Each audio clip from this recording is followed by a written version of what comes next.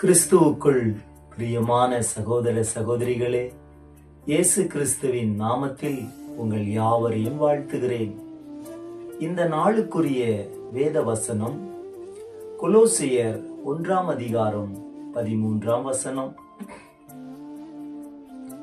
இருளின் அதிகாரத்தினின்று நம்மை விடுதலையாக்கி தமது அன்பின் குமாரனுடைய ராஜ்யத்துக்கு உட்படுத்தினவருமாயிருக்கிற பிதாவை ஸ்தோத்தரிக்கிறோம். ஆம் பிரியமானவர்களே, முதலாவதாக இங்கே 2 ராஜ்யங்களை குறித்து நாம் பார்க்கிறோம்.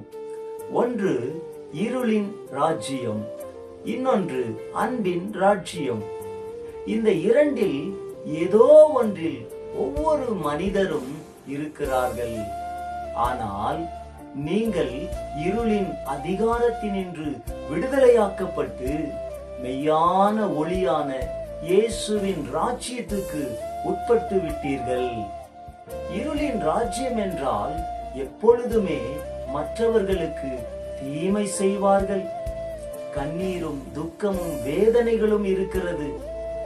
அன்பின் குமாரனுடைய ராஜ்யம் என்பது ஒரு பாவி மனம் திரும்பும் போது அவருடைய ஆத்துமா பிசாசின் ராஜ்யத்திலிருந்து விடுதலைப்பட்டு இயேசு கிறிஸ்துவின் ராஜ்யத்தில் சேர்க்கப்படுகிறோம்.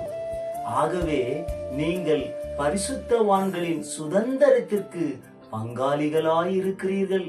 ஆகவே அன்பின் குமாரனின் ராஜ்யத்தில் எப்பொழுதும் சந்தோஷமாயிருங்கள். கர்த்தர் உங்களை ஆசீர்வதிப்பாராக.